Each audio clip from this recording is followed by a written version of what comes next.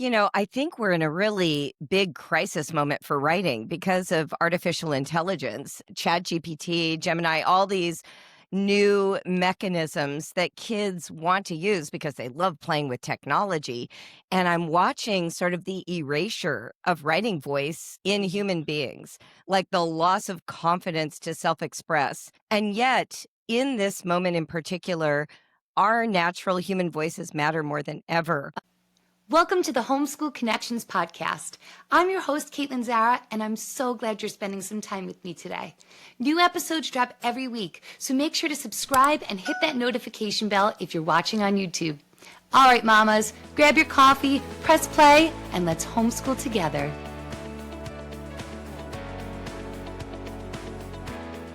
What does it mean to truly educate a child? Julie Bogart believes it starts with connection, freedom, and a whole lot of imagination. Today, we dive into her philosophy on writing in the digital age and how it's transforming education at home and beyond. Julie, I am so excited you're here. Oh my gosh, what a great reception. I'm thrilled to be with you. So excited. We have so much to dive into today. And I've got to start by telling you, I absolutely loved Help My Kid Hates Writing.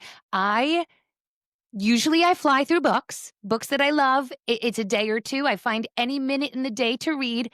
I savored this like a good meal that I didn't want to end. It was fabulous. And I just have to know, what inspired you to write this book? Was there a turning point? Was there a common theme? Did you notice something with homeschooling families at this point in time that made this book feel necessary? I think we're in a really big crisis moment for writing because of artificial intelligence, ChatGPT, Gemini, all these new mechanisms that kids want to use because they love playing with technology.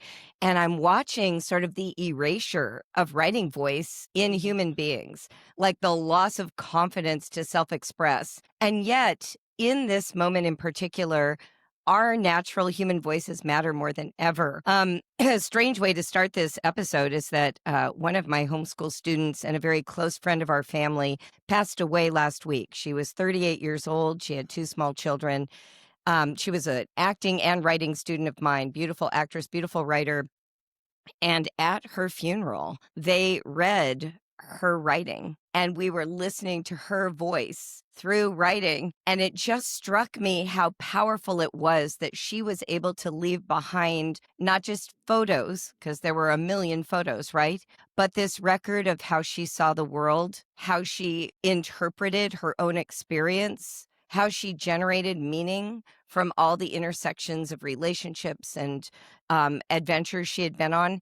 And I feel like we have lost sight of the idea that writing is actually a birthright. It's not just about passing a test or going to college. It's literally the same mechanism as speaking, except it gets preserved for an interested audience, and it can even outlive you. So for me, this book was like encapsulating 30 years of working with families with this one sort of war cry, which is don't lose sight of the human being that lives in the body of your beloved child. That gets expressed through oral language, but it can be preserved in writing. That was so beautiful. I'm so sorry for your loss, but I Thank you. can only imagine how moving that was to hear her perspective and hear her voice come through at that ceremony. Must have been amazing. And it really, you jumped right into it, but I really want to talk more about AI, GPT. There's so much controversy around young students using it instead of exploring the magic. And as you say in the book, sometimes the hardship, right, of learning to Yes. write. Kids usually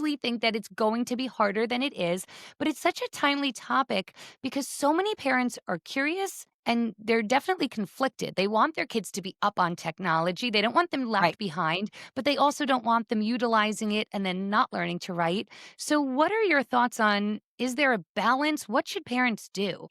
Part of what is happening is that we are going through a revolution in the models of education. The model that we currently have in public traditional schooling is built from the Industrial Revolution, where we were trying to educate workers to read, to write, to follow instructions, to use basic math so that they could perform the roles that were being created in industry. We are in a Mhm. technological revolution that depends on innovation, problem solving, critical thinking, reasoning. And these old rote study methods where we grade people to see if they've mastered content no longer matches the world of careers these kids are going to be going into.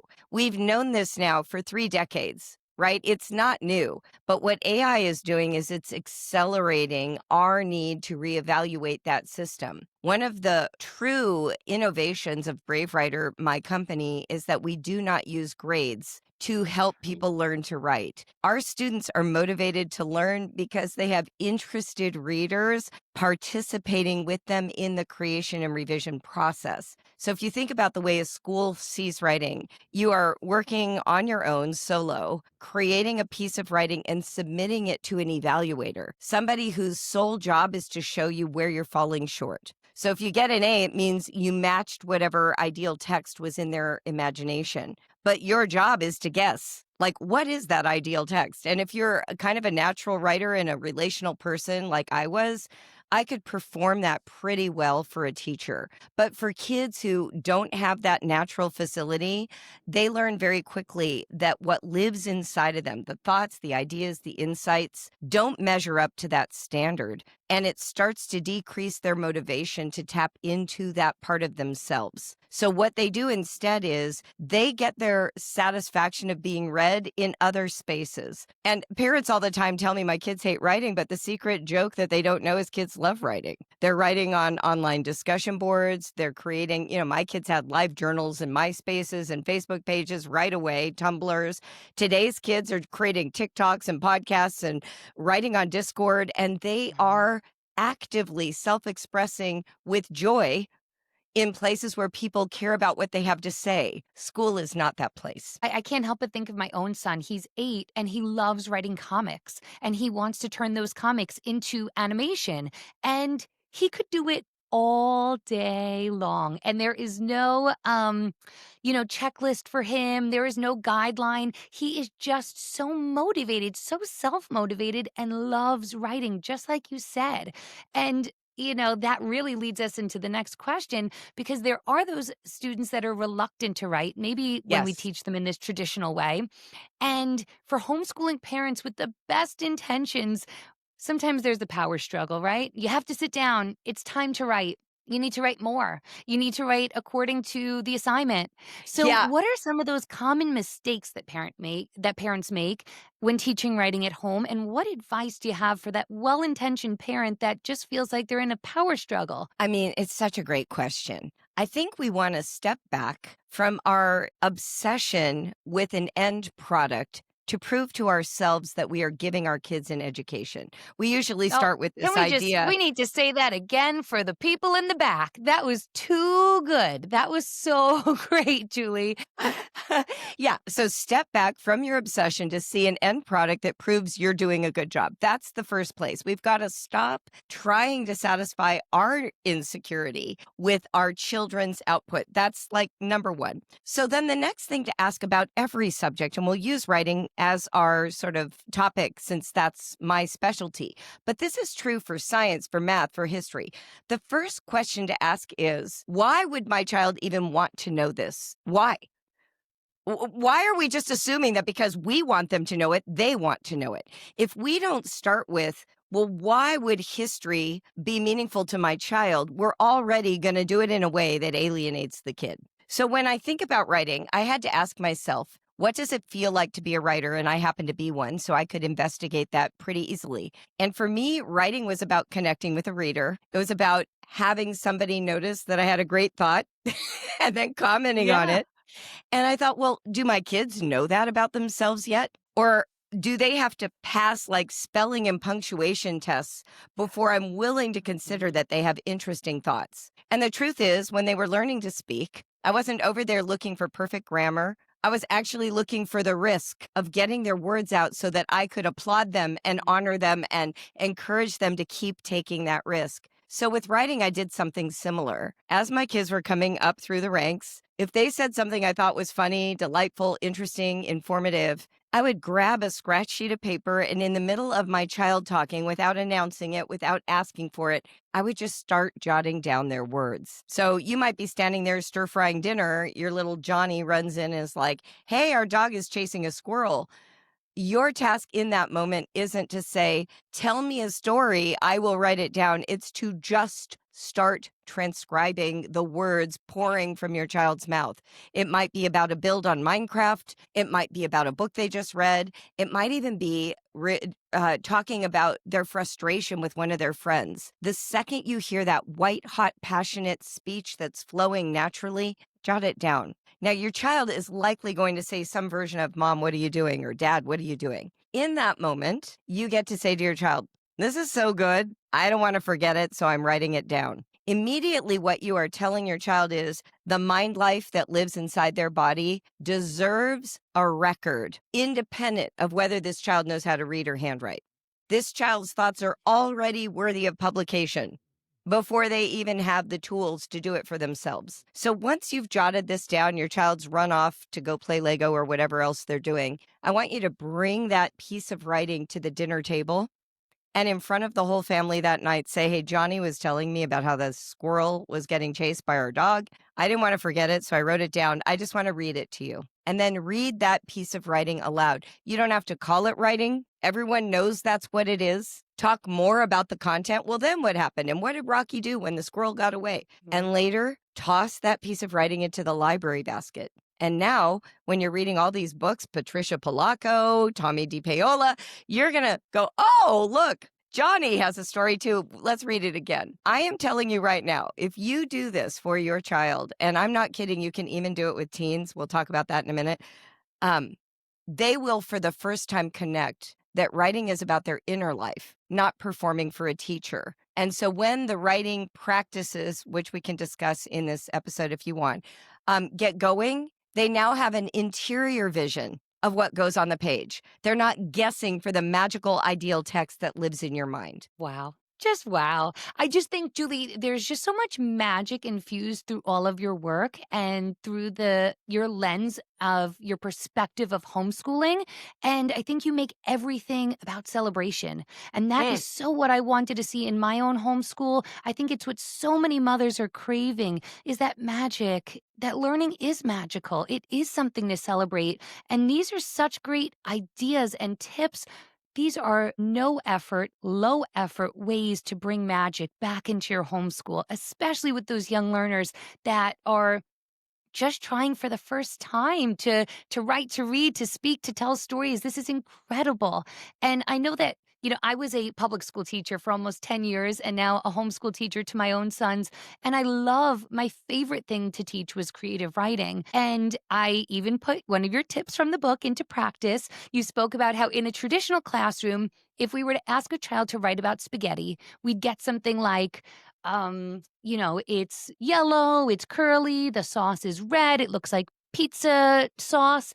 But if you are home and you watch the water boil and you dump in the hard noodles and watch them get soft and the steam comes up and you do the whole process and your child can write through all of it, you're getting such incredible writing. And I have to say, it was like there was steam also coming off the food and the pencil as my son was writing. He just kept going and going. It was such a fun activity. And I always feel like teaching writing in an organic way is so beautiful. But I myself, with my own children, I'm going to make an admission here, I am kind of intimidated teaching spelling, grammar, and punctuation. We've been working on it, but it seems like that's where we cue the worksheets. That's where it gets a little bit labor intensive. And I know in your book, you share some tips for making those elements more natural too. So I want you to share some of those ideas with our listeners: spelling, grammar, punctuation, all that. I love that you brought this up because it is the place where parents revert to workbooks. Imagine that you wanted your child to learn about nutrition. And so the first thing you did was get a workbook. Like, is that what you would do? Would you Unimaginable. start with No. no, you would start with food, you'd have natural conversations, you'd taste things, you'd read labels, you'd discuss what the words mean. Why can't we do Mhm. that with language? Why do we go to a workbook that is dead, lifeless, and so structured kids can pick up on the pattern, fill in the pattern, and still not know what they learned? I mean, most of the adults I meet, the reason they get a workbook, I think this is hilarious. They're like, I'm going to get a workbook to teach grammar because why? I don't remember any. Yeah. Okay, let that sink in. It's true. Like, if you It's don't true. remember grammar from learning it through the traditional model, why should we use the traditional model to teach our kids? Are they going to retain it? What we do in Brave Writer, what I did with my kids, the way that I learned all this, even as a child on my own, because I love language so much, was mostly through conversations and play, wordplay. And so in Brave Writer, we spend a lot of time thinking about how can a child experience grammar and punctuation, like, how can they embody it? Not just cognitively learn about it, but like, what does a comma feel like? How do you know that a comma is needed in a sentence? We have to hook up the body with the activity of comma. It's not about mastering rules. In fact, I would venture to guess that anyone listening right now could not recite all the rules for uses of commas. The Chicago Manual of Style, which is used by editors everywhere, is 1,000 pages. Nobody knows all the rules for grammar and punctuation. No one. Even No. highly paid editors at publishing houses rely on that for the details. So, what are we actually trying to teach our kids? We're trying to teach them to reliably use this code to indicate the intonation of what they're writing. So we want them to notice when their body is pausing and for their brain to go, oh, maybe a comma goes here, or maybe a semicolon, or maybe a colon, right? We're like, oh, Yeah. I'm writing dialogue. Okay, how do I set that off from the rest? I'm hearing myself say, he said, what comes next? We want them to have like a little inner fire go off, not, I know the rules. Because what we've noticed is when kids master it on a workbook page, and then they go to write their own writing, they forget it all. And then parents come to me and say, he's so lazy. He doesn't use capitals at the start of sentences when I know he knows how. Well, you have to ask yourself why then, because it's not internalized, it's not automatic yet.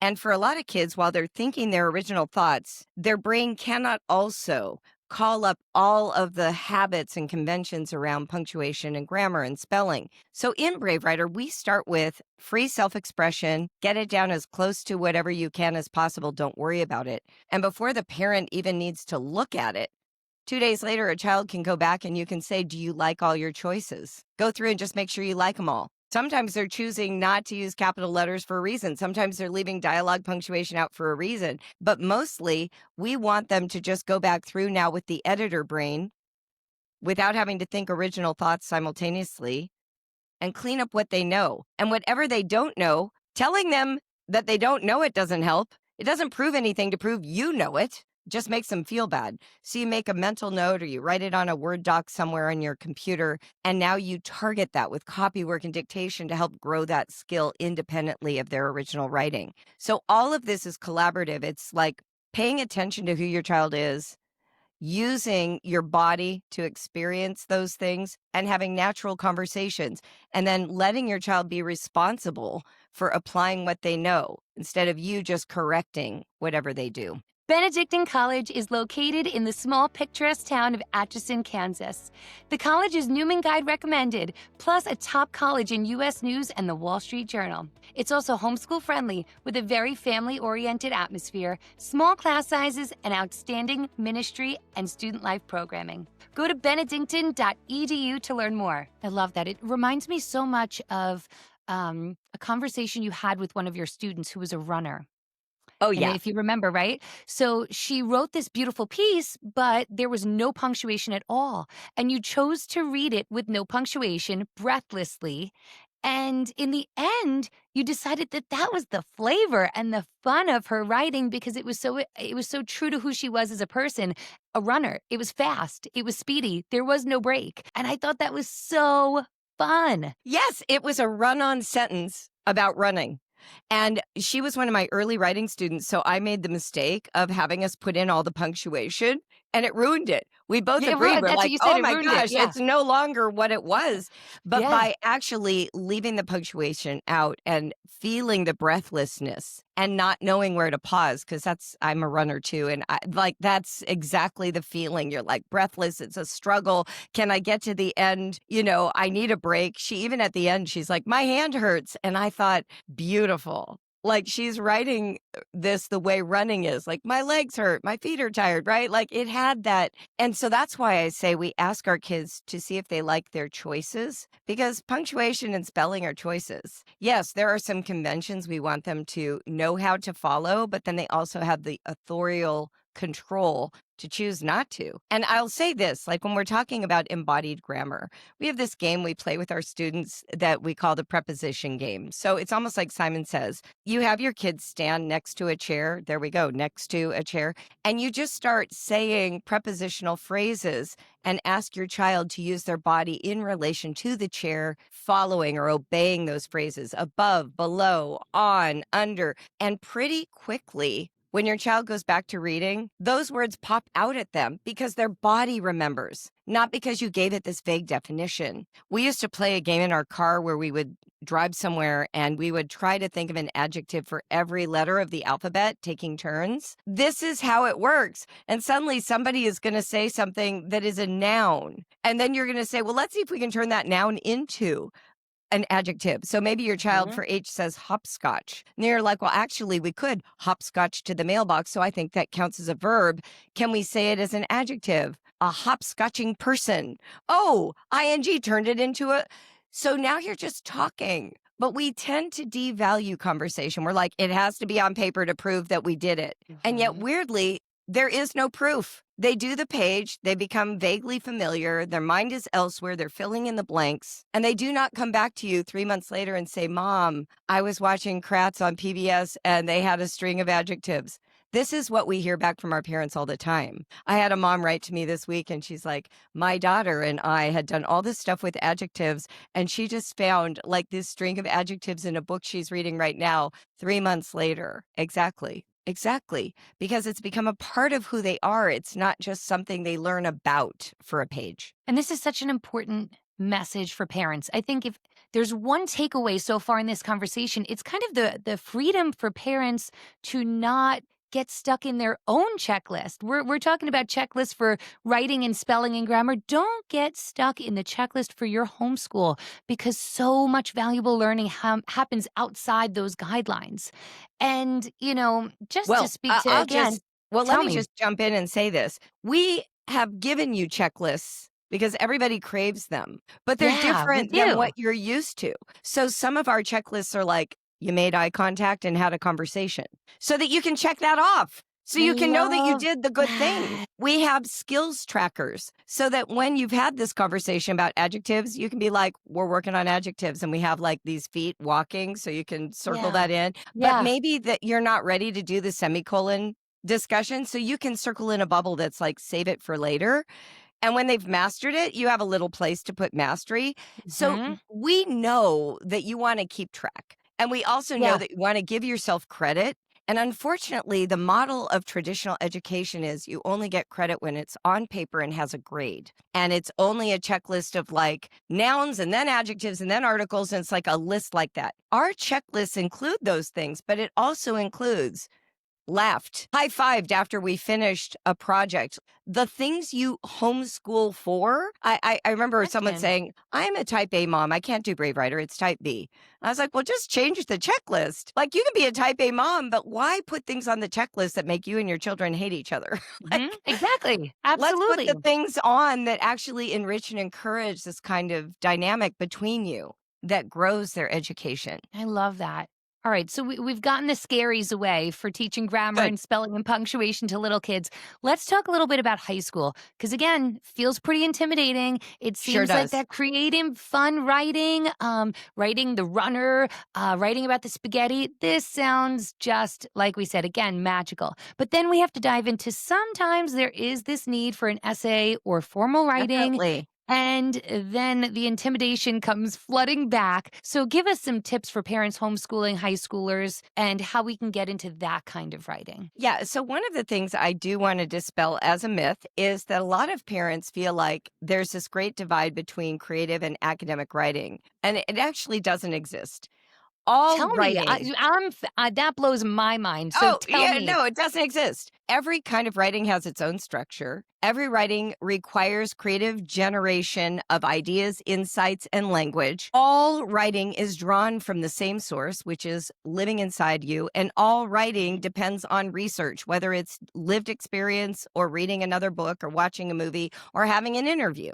So, whether you're writing fiction, how much research is in fiction? Come on, people. How much structure is involved in fiction? Or you're writing an MLA research paper, they both draw on this same kind of process, which is idea, research, drafting, free writing, revision, editing, publishing. And each format has its own character. So even in our youngest program where kids aren't even physically writing yet and a parent is jotting down for them, one of our projects is around fairy tales. And the idea is you read one fairy tale in a variety of versions, right? So let's say you pick Rapunzel, you watch Tangled, Mhm. the Disney movie, you read several versions, the Golden Book, somebody else's Mhm. version, somebody's mock version. At the end of that, you ask your student to narrate their own version, having taken in the research. Okay, people do this for PhDs. This is not, people write PhDs on Rapunzel, people. So we're doing it at the 5-year-old level, but Mhm. it's literally what gets done in grad school. And this is true the whole way. So when your child is doing comic strips, what are they learning? They're learning about the visual language. They're learning about sequencing. They're learning about dialogue. They're learning about character. What is dialogue and character in an academic essay? It's an expert with an opinion. It's your ability to quote them, interpret them, paraphrase them. Same thing. We think they're different. They're actually not. So, brave writer students, by the time they get to the essay, they're like, I know how to do this. I could show you how to write an essay on the back of a napkin. The format is meant to be simple. What is missing is confidence in writing voice and insight generation. So if you've been raising your kids to know they have those things, when you get to the essay, it's like, bring it on, one more version of that. So let me calm down every high school parent of high schooler right now. The essay lasts for 8 years in most people's lives, freshman year of high school through the end of undergrad. If you go on to grad school, that's your own decision. So the Mhm. required sort of years are 8 years. If you live 80 years, that's 10% of your writing life. It's the least important format you will ever learn. It lives to give professors and teachers a quick way to grade your thinking. So the chief goal of it is readability and insight. It is not, powerful prose. We do not spend a lot of time reading essays as adults. The closest we Mhm. come is reading an editorial on an opinion page, and those are not structured the way academic writing structures an essay for the benefit of a teacher. So if we can just devalue essays a bit, I would really appreciate that. And then we can teach it pretty easily to kids who have self-confidence in writing. So how do we get there if your kid has been ruined? Like they hate writing, they're 13, you never got there. We start with the jot it down practice. But instead of jotting down the story of Rocky chasing a squirrel, we're going to wait for that moment where your teen is arguing with you about a boundary you're trying to set. Curfew, how much time on the Mhm. computer, our movies, music they listen to, whatever it is that sort of Sure. cooks your goose, right? And what I want you to do is when that argument erupts, I want you to shut up, grab a sheet of paper, and start writing down their thoughts. Like, wait a minute, I want to make sure I'm hearing you. These are the reasons you think you should be allowed to drive downtown at 16 at night Mhm. without supervision. Okay, I really want to hear that. Or these are the reasons you think you should be on Snapchat. I'm really interested in Mhm. this. Start writing down their thinking and then schedule a time to have a conversation about it. Now, you might be thinking, how does this help writing? First of all, kids need a reason to write in high school. They have so many opinions and they're just experimenting with them and they have nowhere to experiment. As homeschoolers, you can at least let them write about the things they have opinions about instead of picking some obscure topic like, the use of muskets in the Revolutionary War that they don't care about yet. Give them access to that inner life. Ask to see their posts when they're passionate about something. I remember with my son Noah, our very first essay topic was why he should be allowed to play first person shooter video games because I didn't want him to play them. Uh-huh. Yep, right? yep. We can start there. And weirdly, he did such good research. I actually started changing my mind because of it, right? I understand.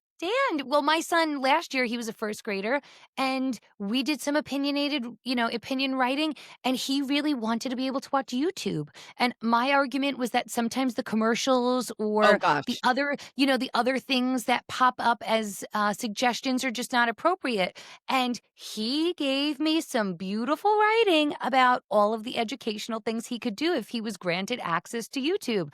And so that was a great launching pad for wonderful writing. Totally. Because what motivates us to write? I have a chapter in my book, Help My Kid Hates Writing, called Writing Back. The internet threw open its doors, and suddenly the whole world loved writing. All we've ever heard for years is how much people hate their writing classes, hate their English teachers, right?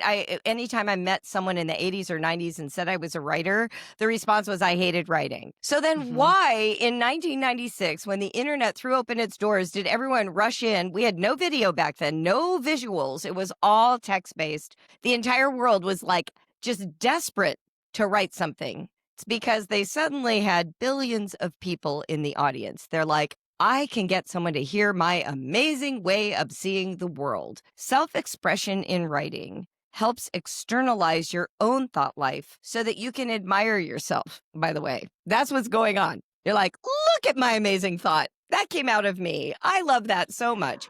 I love it so much. I want other people to admire it. I'm going to put it out there for the world to read. Today, more children are writing for an audience than in the history of humankind. Millions and millions and millions, probably billions. I am not good at the numbers, but we know that they all rush through those doors to connect through texting, live journaling, writing on discussion boards. So the problem is, do they have a reason to write back? What is provoking them? What is prompting them? Some kids will read like a Star Wars series of books and they hate the ending of an episode and they'll rewrite the ending Love just that. because, right?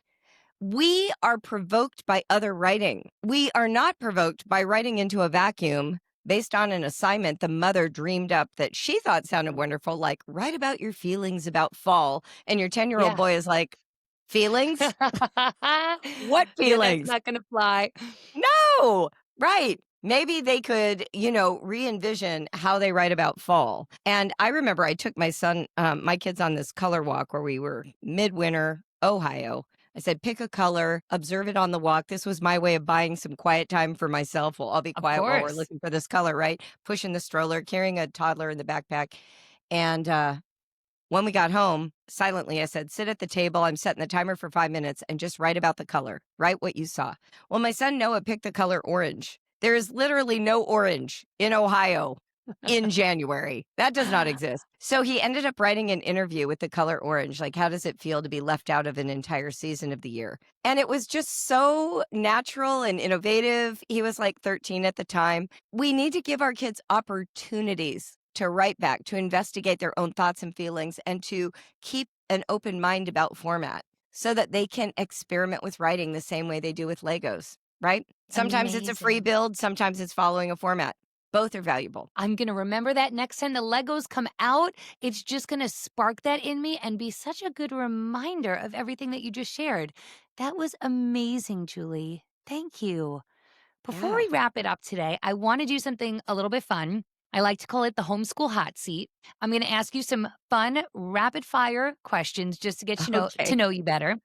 Just some one-word answers just Okay. so we can just have a little fun. All right, Julie, your favorite writing tool, pen, pencil, or keyboard? Keyboard, easily. Best time of day to write, morning or night? Hmm. Oof. It has depended on the season I'm in, but right now I would say morning. Awesome. Favorite book from your own childhood? Oh, Laura Ingalls Wilder for sure. And These Happy Love Golden it. Years is probably my favorite one. Yeah. I love it. All right, this one, I am excited to hear what you're going to say. What's one writing rule you're totally okay with breaking? M I think you've dashes. got a couple, right? I definitely overuse the M dash and the exclamation point. So both of those. Yeah. I love it. Awesome. Julie, thank you so much. This has been so much fun. And before we sign off, I just want to know Any message that you hope parents take away from this conversation, from reading Help My Kid Hates Writing? What's one last thing maybe that's still on your heart that you'd like to share with us? Thank you for asking that because there is one thing. It's really hard if you've had a traumatic experience in writing instruction when you were a kid to then turn around and teach it to your kids. The temptation we all have is that when we've experienced something painful, weirdly, we recreate the same thing for our children. We tend to associate some level of suffering with learning. And so if you had like this really strict English teacher who gave you low grades and humiliated you either in front of the class or personally, for some reason, to protect our kids from that future experience, we're like extra hard on them to make sure they don't make mistakes so that they will never get that treatment. But in a backwards kind of way, we're doubling down on the very thing that harmed us and we're doing it to our children. I have a chapter in my book called Healing the Damaged Writer in You. It's very important that you do a little bit of self inquiry and healing of that pain so that you can trust that writing can be developed and grown naturally, the same way that you taught your children to speak without causing pain and harm. Your number one job is not to teach your kids the writing formats. It is to protect them from associating writing with pain. That's your number one job. And if you do that and they don't even learn the essay, I promise you, freshman year of college, it'll get taught to them. And they will learn it because they will not be damaged writers themselves. Beautifully said. Great advice for parents. Julie, this was such a treat. Thank you so much for being here. If you'd like to connect with Julie and learn more about where you can find her latest book, Help My Kid Hates Writing, check out the show notes below. I'm going to have everything there for you. And don't forget, this isn't the end of the conversation. I want to hear from you. Connect with me over on Instagram, on Facebook, or even comment below. I am sure that this conversation gave you tons of encouragement, and I really want to hear all about it. Until next time, don't forget, you've got this. Julie, thanks again. Thank you so much, Kaitlin. This was a great conversation. Thanks, Julie. This isn't the end of the conversation. I want to hear from you. Come say hi on Instagram, connect with me on Facebook, or leave a comment below. I want to know what today's conversation sparked in you. I read and respond to every message. Until next time, remember, you got this.